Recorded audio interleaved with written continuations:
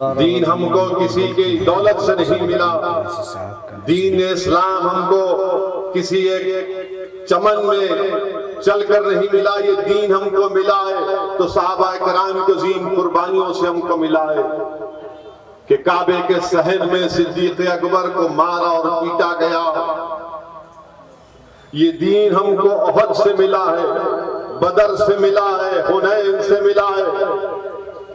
اس دین میں امام حسین کا خون شامل ہے، اس دین کی بنیادوں میں اہل بیت کا خون شامل ہے، اس دین کی بنیاد میں عباس علمبردار کا خون شامل ہے،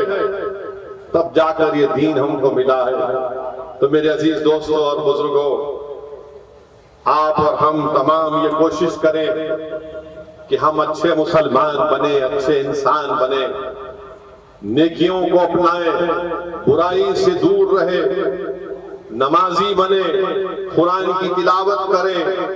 غریبوں کی مسکینوں کی مدد کریں، پڑوسیوں سے اچھا برتاؤ کریں، اپنی ماں سے اچھا برتاؤ کریں، اپنی ماں سے اچھا برتاؤ کریں، اپنی بیویوں سے اچھا سلوک کریں، ماں باپ زندہ ہیں تو ان کی خدمت کریں، اولاد کو اچھی تربیت کریں، ان کو نیک بنائیں، قابل بنائیں، طاقتور بنائیں، ہمارے محلے سے برائیوں کا خاتمہ کریں۔ اور یاد رکھیے، بلکہ میں پورے مسلم سیاستدانوں سے یہ اپیل کر رہا ہوں، یاد رکھو کبھی بھی توحید پر کمپرومائز نہیں کرو۔ یاد رکھو دنیا کی کامیابی کے لیے تم شرک مت کرو۔ تم سیاست میں ہو تو یاد رکھو توحید کے دائرے میں رہ کر اپنی سیاست کرو۔ اگر تم شرک کرو گے تو دنیا میں تم کو وقتاً کامیابی مل سکتی ہے، مگر یاد رکھو آخرت میں کہیں نقصان نہ ہو جائے۔ انسان کا یہ مقصد نہیں ہے کہ میں کسی بھی طرح کامیابی حاصل کر لوں، شرک کروں،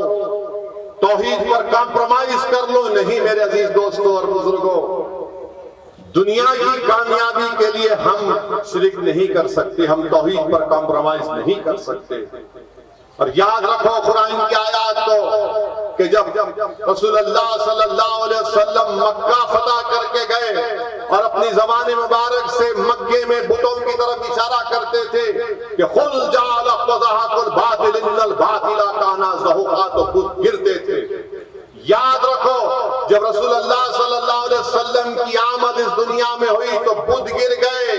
آگ ٹھنڈی ہو گئی۔ اور یاد رکھو کہ جب رسول اللہ صلی اللہ علیہ وسلم اس دنیا میں اللہ نے بھیجایا، دنیا میں آنے کے بعد رحمت للعالمین صلی اللہ علیہ وسلم نے سجدہ کیا۔ یاد رکھو کہ جب رسول اللہ صلی اللہ علیہ وسلم جب دائی حلیمہ کے گھر میں تھے تو پڑوسی دیکھ کر پریشان ہوتے تھے کہ حلیمہ کے پاس اتنی دولت کہاں سے آ گئی کہ چراغ رات بھر جل رہا ہے۔ جب پڑوسیوں نے پوچھا تو دائی حلیمہ نے کہا کہ نہیں، جب سے یہ نور والا آیا ہے، ہاں میں گھر کے کسی کونے میں اس کو لے کر جاتی ہوں تو اللہ وہاں پر نور پھیلا دیتا ہے، روشنی پھیلا دیتا ہے۔ تو میرے عزیز دوستوں اور بزرگوں، اس بات کا آپ کو خیال رکھنا ہے، کیونکہ یہ مجلس اتحاد المسلمین کا ایک جلسہ ہے۔ میں آپ سے اپیل بھی کرنا چاہوں گا کہ الیکشن آ رہے ہیں، میری آپ سے دبن گزارش ہے کہ آپ مجلس اتحاد المسلمین کو مضبوط کریں، اور اگر کوئی کسی کو اعتراض ہوگا کہ اسد الدین اویسی جشن رحمت للعالمین صلی اللہ علیہ وسلم میں سیاست کی بات کر رہا ہے تو دیوانے تم سیرت النبی کو نہیں پڑھے، اگر تم سیرت النبی کو پڑھتے تو تم کو معلوم ہوتا۔ کسی شاعر نے اچھا کہا کہ جدا ہو دین سے سیاست تو رہ جاتی ہے چنگیزی۔ تو میرے عزیز دوستوں اور بزرگوں، جو ہمارے مخالفین مجلس اتحاد المسلمین کہتے ہیں، تو دوستو آپ نے سنا اسد الدین اویسی صاحب کو نبی پاک صلی اللہ علیہ وسلم کے شان میں کس طرح سے اپنی باتوں کو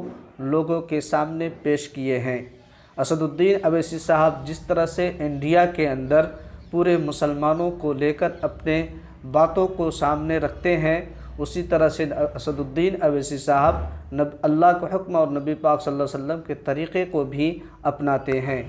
تو دوستو، آپ کو یہ ویڈیو کیسا لگا ہمیں کومنٹ کر کے ضرور بتلائیے۔ السلام علیکم ورحمۃ اللہ وبرکاتہ۔